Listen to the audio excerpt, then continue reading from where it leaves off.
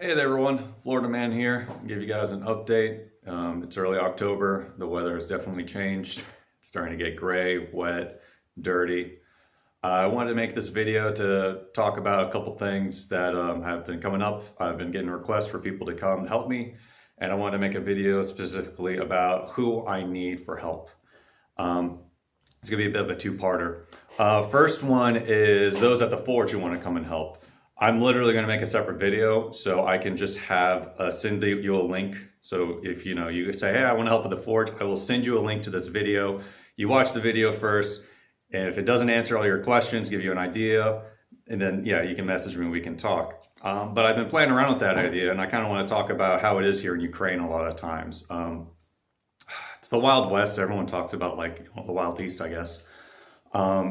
People come, people go. Like nothing lasts, like plans rarely last longer than a week. Once you're here long enough and you lose enough hair and get enough gray hair and stress, you realize not to really stress too much about things that are like further than a week away, because sometimes they just end up dissolving, solving themselves, or it completely changes and the thing you've been stressing out doesn't really matter. So when it comes to like people coming and saying, oh, I want to help, I want to do this, then I need to make a calendar, because right now I can only take maybe one or two people at a time at the Forge.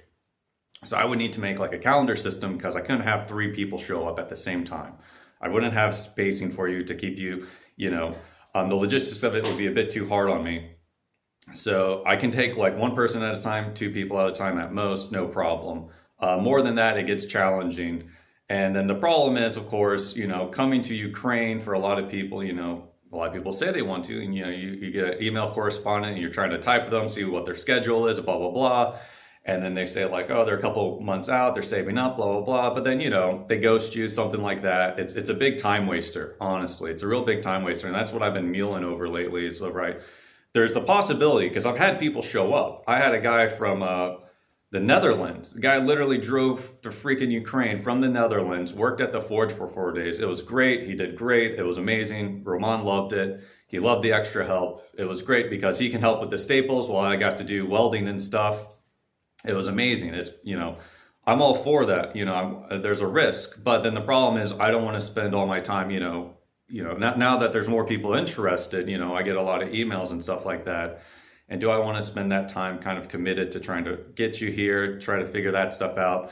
To me, that doesn't seem like a good idea. It might be an efficient waste of time.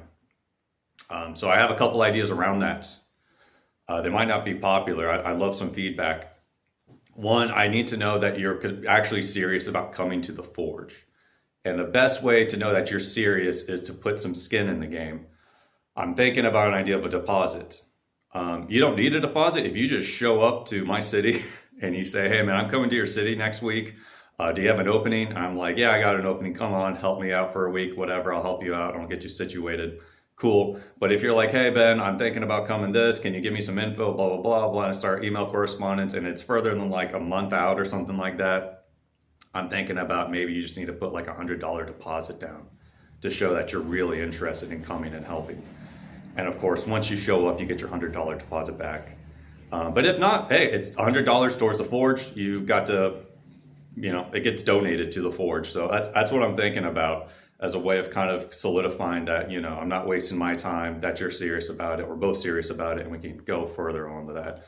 I'd like your guys' feedback. I always, there's a big trust gap, especially here in Ukraine, especially over time now. There's been so many people burned by, scammers, grifters, all that sort of stuff. And I want to be able to maintain a level of legitimacy, make it seem like I am doing the right thing, but for the audience to not make it seem like I'm sketchy or something like that. So I've been playing around with that idea. If you're further out than a month, and you want to have an email correspondence and you want me to like set aside time and make sure that the place is open for you to come at this time, this window, and make sure everything's set for you, then I might ask for like a deposit or something, just so I know that you're really serious about this. Yeah, I don't know if that's a good idea or a bad idea, but that's my current workaround to make sure, I'm not wasting my time. But yeah, with the Forge, also guys, please, I'm going to make another video that's all about the Forge, about coming, helping the Forge. If you guys have questions, please put them down in the comments on this episode. Even if you're not going to go and you just have questions about hypothetically if you were going to go, please put them down there because yeah, I'd love to have all the questions so I can answer all the questions in one video. And so when people ask me things, I'll be like, hey, watch this video first. Afterwards, if you still feel like you want to come, great, let's start working on it. If not, no biggie. You only lost like maybe 15, 20 minutes of your life. So yeah, that's the Forge idea. That's what I have going for the Forge. And it's also really great, guys, honestly. I've been busy, took a little bit of a break for a few days, kind of reassessing everything. And like, it's kind of interesting. Originally, my issue was like financing, publicity, how do I reach people? And now I have like everything at my disposal now. Everything's at my disposal. I have people interested that want to come. I don't know how long when I first got to Vinnytsia and I started working on all this stuff and I was like, man, maybe I can get people to come here and help out and we can do more volunteer stuff and I can kind of like cultivate a foreign volunteer group in Vinnytsia. That was one of my first ideas. And now it's like, well, that's an actual possibility. It's a real possibility. You have people that are interested, places where they can work and do good stuff. So why not go through with that? It's different. It's kind of interesting. I'm in a new dilemma now. The main issue is just time. How much time do I want to dedicate to certain projects? My time in Ukraine, I've kind of gotten a little more jaded. My idea of visions, I used to be very imaginative, big idea guy. And, reality has always kept me trying to get it closer and closer to what is feasible and possible. And this is like a new era where it's kind of like maybe I have more possibilities than I think I actually can. So I want to follow through with those. So yeah, thank you guys for that help. Like I said, the main issue now is manpower. We need more manpower or woman power. I don't discriminate. If you want to come to the Forge, I'll take anyone. If you're in good health, good attitude, I'll take you. I had a young Ukrainian girl. I think she was like 21. She came to the Forge. She was an interpreter for someone who came to the Forge to do some stuff, talk about some business ideas. And, she ended up spending 3 days at the Forge and she did great, yeah, anyone can do it. You just need the right mindset pretty much.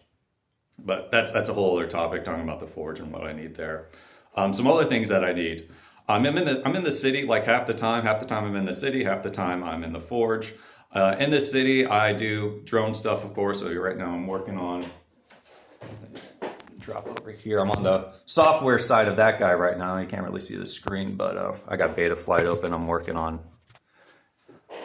reconfiguring it to get it ready for doing some stuff. But yeah, pretty much in the city, I do a couple other things too.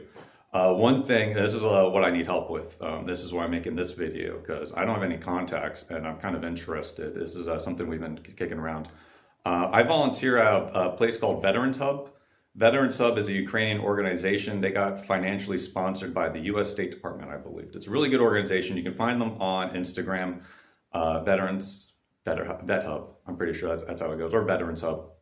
It's a really great organization. I really like them. They're really good people. Obviously, it's like a community center for veterans. They offer a lot of services for veterans. I do an English corner on Saturdays. I'm going there later today to do my English corner, but I'm always talking with them about other ideas. And one idea we've been kicking around is the idea of doing garage therapy at the Forge for veterans. And also there is a Doctors Without Borders mission here too in Vinnytsia, and their primarily goal is for rehabilitation therapy for veterans, to rehabilitate them.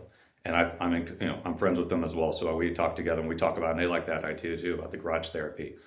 I'm really keen on it. That's something I think could be really good for a lot of people. I've got to meet veterans sometimes, and they ask me what I do, and I tell them what I do, and they say, "Oh, that's cool." And I'm like, "Yeah." Just to give you guys like kind of idea of how's it going here. Obviously, this war is something a lot of people have never experienced before. A lot of people are coming back very, they need a lot of help, and they've tried. I've talked to the guys at the Doctors Without Borders, and they said their missions had like mixed results. Primarily the culture here in Ukraine. Don't want to get too divergent, but let's just say like when it comes to like genders and like, sex roles and all that sort of stuff, they're like in the 1950s compared to the US. Like they're in the 1950s in the US. There is a stigma against like current therapy, that idea of like, going seeing a therapist, talking about your problems and all that. There's a lot of guys who have issues with that.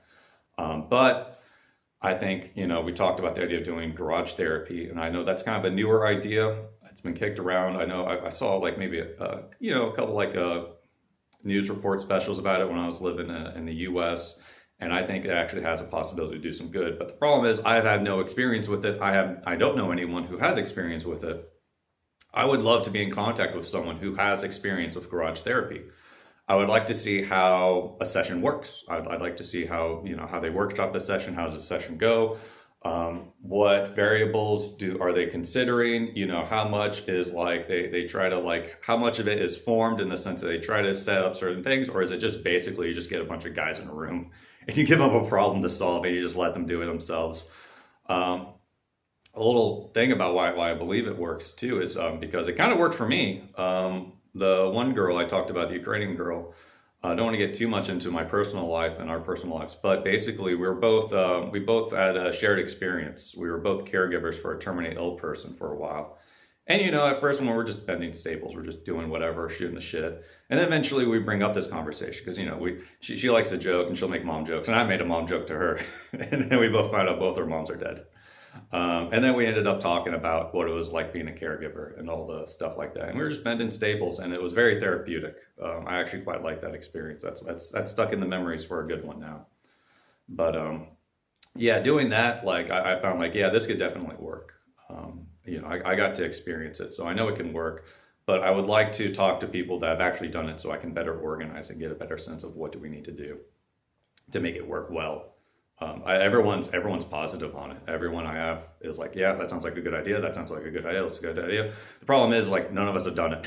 So, you know, we'd be going in blind. So I would like to talk to someone who has had experience with garage therapy and see the results, see what the aim is, see how they kind of conduct it, what sort of atmosphere they try to conduce to have it go and work. But yeah, that's something. So if there's anyone who has an experience or know anyone who has experience, please share them this video so I can talk to them. I would love to talk about that. Second one, another therapist. Don't ask me more about this. This is something I do on my own time. I only, you know, it's a very spare project. I help out with some kids, kids in need. There's a private benefactor that pretty much I'm in liaison with, and he helps me. I help, you know, he lives abroad. He sends money. I put that money to good use for these kids. And basically, I've been asking, what do these kids need? And the guy in charge of their area said he thought about a sensory room. A lot of these kids have special needs. They need special care, and he said a sensory room. And at first, I had no idea what a sensory room. I know like a sensory deprivation room is because, you know, everything's too sensory a lot of times. I've been in like a, you know, sensory deprivation tank, but like a sensory room for kids, I didn't really click with me. I didn't really understand that. But well, last session I had with them, we brought them some goodies and did some good stuff with them. And I had a projector with me, and the kids were freaking fascinated with that projector. They were like just playing with the lights and stuff. And I thought, oh wow, yeah, I guess they really like sensory type stuff. But I need to know more about it before I can pitch a sell to the person that, you know, would pay for it. So if there is anyone who has resources or has any experience with sensory rooms, what is the benefit? What is the positive side of them? That'd be good to know too. So I can sell that, because yeah, I think the kids would actually really like that, but I can't just say it's a light room, you know, all right, what the frick does a light room do? I don't know. But yeah, I think that's pretty much it for this video. Just give you guys a quick update and request what I'm looking for with what you guys can do for me right now. Following video about the Forge, once I get some more questions, good questions, and I'll make a long video. And so if you want to come to the Forge and help, I'm willing to take you. I'm not an asshole all the time.